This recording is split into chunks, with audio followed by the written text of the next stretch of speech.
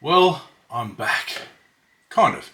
Hello there, Chris here from Becker's Model Aircraft. That's right, that's the name of the channel, I keep forgetting. I'm doing this on the fly. This is the very first time I've pressed record on this new camera up here, the first time I've used this entire rig. I'll try to keep this sweet, but like I said, I'm doing this on the fly, and I'm feeling a bit crook. It's funny, you know, I'd planned today to do a big update and get a lot of stuff done, but of course, and I haven't been sick for weeks, months even. I've been really consistent, really looking after my health, getting better, going to the gym, looking at my diet, blah, blah, blah. And then today, or yesterday, I started to feel really bad. I took my dog to the vet, Penny. She's okay, don't worry, she's okay, all good. And yeah, I just started to feel really sort of lethargic and flat and whatever.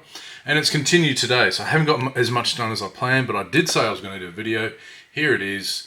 And I just wanted to, I was going to practice with this new camera. It's a Sony EZ10 or something. It's a really nice mirrorless camera, just with the standard kit lens. I've got some lights going on here.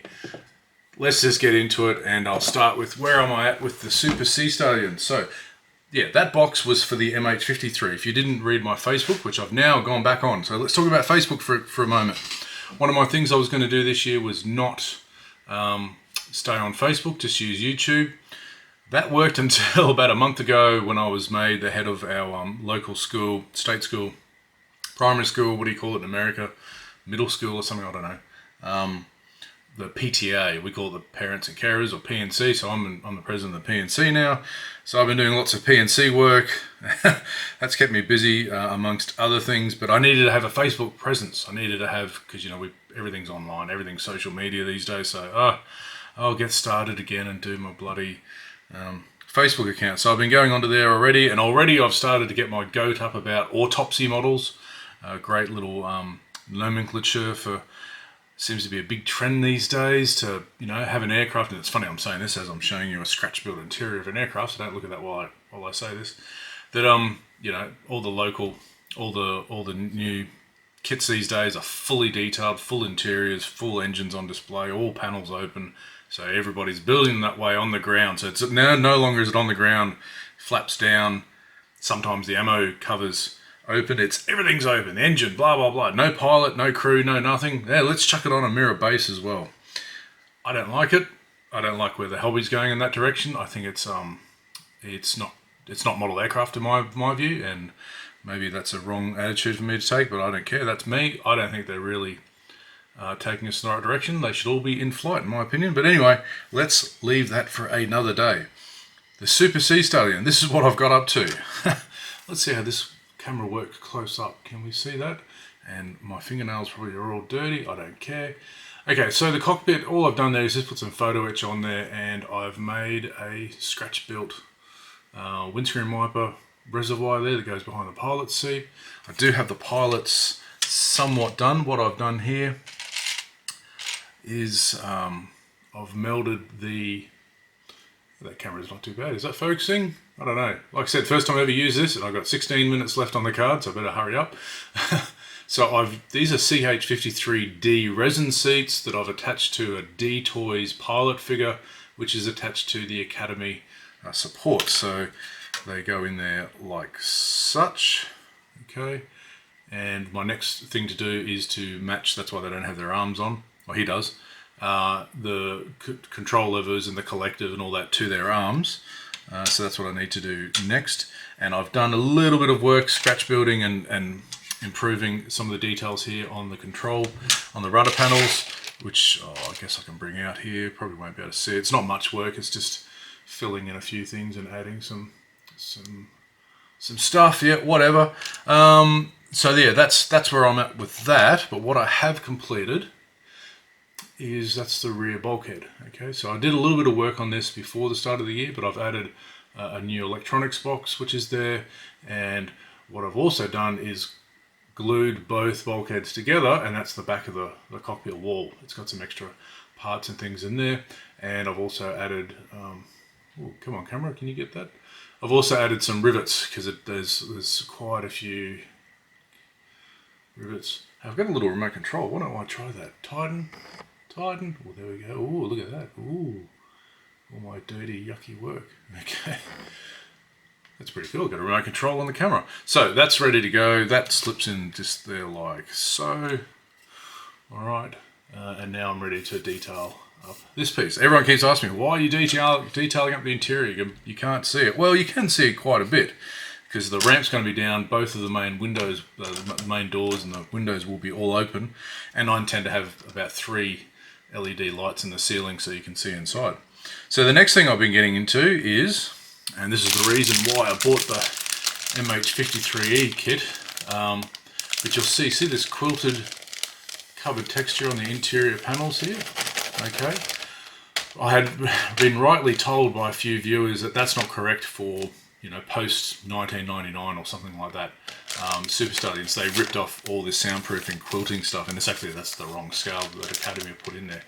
I was going to get away with it and say, don't worry about it, but no, I had to go and change it. So all I did was, and as you can see here, is I sanded it all back to make it as smooth as possible, and then I've added in a sheet of 0.25 styrene, cut out the windows, and now I'm just putting in some of the ribs. It's not perfectly straight, as you can see, there's a bit of undulation here and there, and just tonight I've started to put in the ribs. So I'm using H columns for the large ribs around the reinforcing ones around the windows, and then I'll just use 1mm to do all the other ribs, and then I need to add pretty much as all these hydraulic lines inside here as well. So there's a little bit more work to do for that, a little bit for that, and then the next stage is, and I don't have them on camera here. That was good preparation, wasn't it?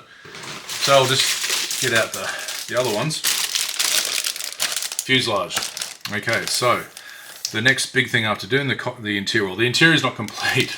Okay, I need to prime it, paint it, and then add in a lot of white hydraulic lines made out of white easy lines. So that's for another day.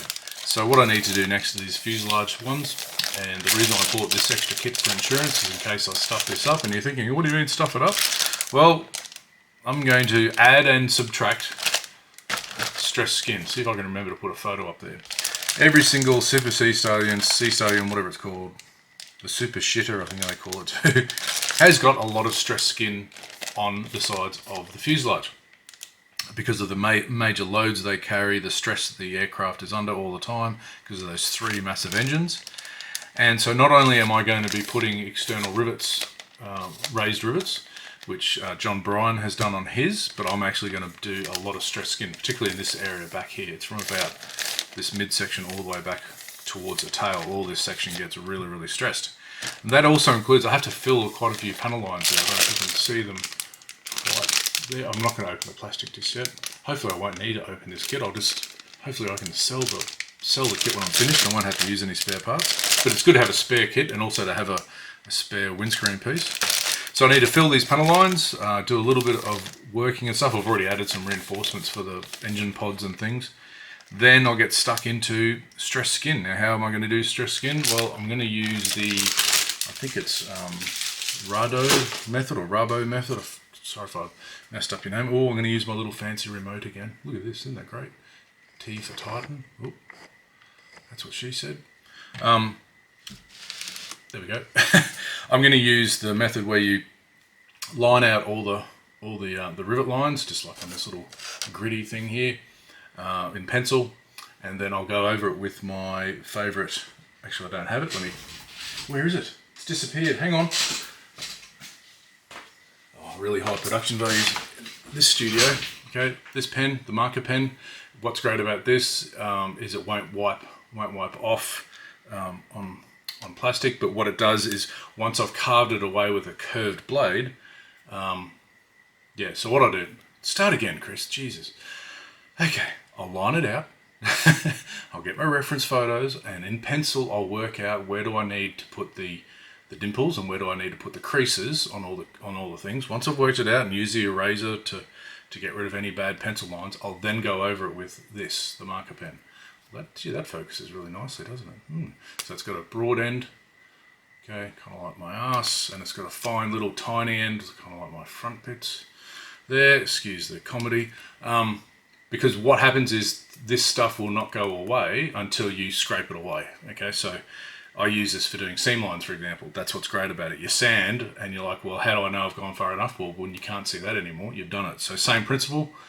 Use a curved blade, curve number 10 or number, whatever bloody number it is, blade. And then come back in with a series of sanding sticks. And again, I'll show you another new little toy, excuse me. Talk amongst yourselves. So I might be able to use this one, or I'll use my Proxon. This is the Disbay, upside down SJ, reciprocating sander thingy with all these different attachments. Oh, it's really nice and clean too, with dog hair all over it. Okay, this thing. And if you press this button for her pleasure, oh yeah. Does it go faster? Yep. Oh, okay. Was that fun for you or not? Yeah, I had fun. Anyway, it does have a curved attachment. Look at that. So it comes with all these weird and wonderful. If you haven't seen these, comes with all these cutouts for your sandpaper. Okay, with different grits. So that's the heaviest grit. So I'll probably use that. I'll probably use my Proxon and my polishing tools, and that's how we get to a stress skin format. Yeah. Am I going to get it done in time? I don't know. I'm going to try to finish it. This has been a major bugbear for me, this bloody kit. It's a huge project. I've been doing it for too long. I just want to get it done. So that's all I'm going to be working on for the next few months, I guess. I'm just going to get it done, get it finished, get it off the bench. I'll be really, really happy when it's done. Then I can focus on what I really want to focus on. And that is converting a big bloody stash of kits into in-flight mode. And that's something I'm really, really passionate about, as you know. And I have been slowly developing some 3D printed flight stands, some other ideas as well. And once this is out of the way and off the bench, I can really concentrate on that. So I can't think of anything else to tell you apart from I'm doing okay, apart from being, I don't know, I've got some silly wog, some pneumonia or bloody flu or something, I don't know, or COVID maybe, different version. Being around the school lately, maybe I've caught something off, you know, that's going around everywhere. But everything else health-wise, I'm doing really well, really happy with that. So that's really good, but I really want to get focused on this fun little hobby that makes you obsess about scratch building interiors. Why do I do this? I don't know. You can see it. Yes, you can see it. Trust me, I'll make that, well actually that hole's only going to be about that big. That's what she said. And then on this side, there's another small hole. And like I said, I think I did this on a video a little while ago. Let's see if this new fangled camera can do it, if it's going to stuff up. So the look you're going to see, if you look up the cloaca of the Stallion when it's got the ramps down, is you'll see that. Yeah, you will see the interior. There you go. Maybe. Anyway, I'll leave it there. I've only got a few minutes left on this card. I didn't even buy a new card for the thing. I've tried chucking in other memory cards and it didn't like it. Also, whoops, I'm banging the desk. Is that alright? Let's just do some experimentation. Does that look alright? I don't look like Shrek with colour changes under the thing. I don't know. I've got 2 lamps here, one there, one real big one, really bright. Is it too bright? I'm like, I don't know. I don't care. I'm doing this on the fly. I haven't got time to be doing editing and working stuff out. I just hope this is an out-of-the-box solution that I can just quickly make a video and share it with everyone. So that was a long outro, wasn't it? Just like Lord of the Rings with the intro. Did anyone catch that with the well on back? I'm a big Lord of the Rings nerd. Sorry, but there it is. I'll see you next time. Bye.